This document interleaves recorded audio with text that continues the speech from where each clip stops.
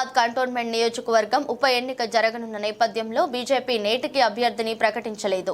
Ticket ఎవరికి దొరుకుతుందోనో ఉత్కంఠ నెలకొంది. ఆశావహుల్లో అయితే మాజీ మంత్రి స్వర్గీయ టిఎన్ సదాలక్ష్మి కుమారుడు డాక్టర్ వంశ తిలక్ మాదిగ టికెట్ ఆశిస్తున్న వారిలో ఒకరు.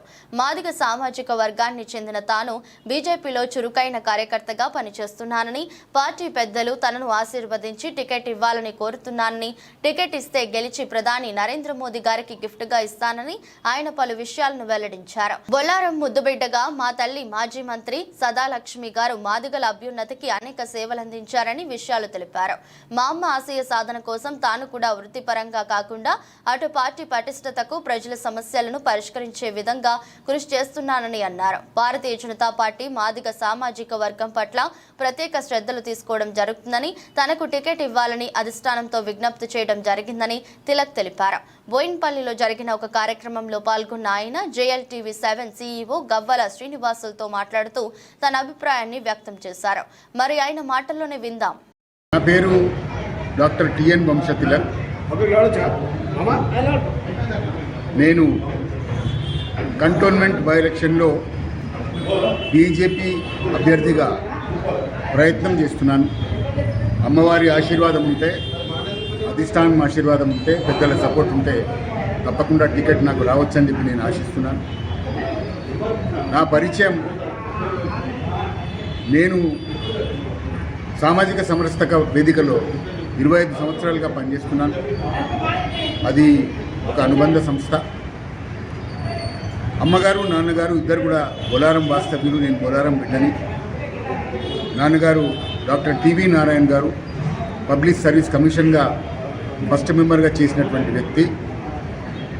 ప్రెసిడెన్షియల్ అవార్డు తీసుకున్నటువంటి మొట్టమొదటి మాదిగ వ్యక్తి తెలంగాణ రాష్ట్రంలో. తెలంగాణ రాష్ట్రంలో 2016లో ఆయన government of India Pranab Mukherjee ద్వారా పద్మశ్రీ అవార్డు తీసుకున్నటువంటి మొట్టమొదటి తెలంగాణ మాదిగ వ్యక్తి. అమ్మగారు శ్రీమతి టిఎన్ సదాలక్ష్మి గారు ఆంధ్రప్రదేశ్ రాష్ట్రంలోనే మొట్టమొదటి దళిత మహిళా డిప్యూటీ స్పీకరు, దాని తర్వాత దళిత మంత్రి, 9 శాఖలు నిర్వహించినటువంటి మంత్రి ఆమె ఎండోమెంట్ మినిస్టర్గా కూడా ఉన్నారు. మనం ఆలయంలో ఉన్నాం కాబట్టి ఆమె ఎండోమెంట్ మినిస్టర్గా ఉన్నప్పుడు యాదగిరిగుట్టలో దళితులకు పూజారి ట్రైనింగ్ ఇప్పించి తిరుమల తిరుపతి దేవస్థానంలో దళితుల్ని అపాయింట్ చేసేటటువంటి కృషి చేశారు. ఆమెకి చాలా థ్రెట్స్ వచ్చాయి, చాలా బెదిరింపు కాల్స్ వచ్చాయి. కానీ వెరవకుండా గట్టిగా నిలబడి తప్పకుండా అందరికీ సమాన హక్కులు ఉండాలని చెప్పేసి, దళితులు కూడా పూజారిగా ఉండాలని చెప్పేసి ప్రయత్నం చేశారు సదాలక్ష్మి గారు. ఇప్పుడు ఆంధ్రప్రదేశ్ రాష్ట్రంలో 2 ప్రధానమైనటువంటి మూమెంట్స్, ఒకటి 1969 తెలంగాణ మూమెంటు, తర్వాత MRPS మూమెంట్. 2 కూడా మా ఇంట్లోంచి ఆవిర్భవించినటువంటి మూమెంట్లు. 1969లో తెలంగాణ ప్రజాస్వామ్య సమితికి అమ్మగారు అధ్యక్షుడిగా వ్యవహరించారు, నాన్నగారు కూడా పాల్గొన్నారు. దాని తర్వాత MRPS ABCD వర్గీకరణ, దాని సూత్రీకరణ అమ్మగారు నాన్నగారు ఇద్దరు కలిసి చేశారు. దానికి చరిత్ర ఉంది. ఎప్పుడైనా పబ్లిక్ మీటింగ్లో చెప్పే అవకాశం వస్తే తప్పకుండా చెప్తాను. అది మళ్ళీ MRPSని నిలబెట్టడం, మందకృష్ణ మాదిగని చేరదీయడం, ఆయనకి సపోర్ట్ ఇవ్వడం, ఆయనని వెన్నంటి ముందుకు నడిపించడం. అమ్మగారు మందకృష్ణ మాదిగని నా పెద్ద కొడుకుగా అని చెప్పుకునేటటువంటి వారు. MRPS ఉద్యమాన్ని మేము సూత్రీకరించి మొదలుపెట్టిన తర్వాత నేను కూడా MRPS పబ్లిక్ లైఫ్లో మొట్టమొదటి మెంబర్షిప్ నాది MRPS.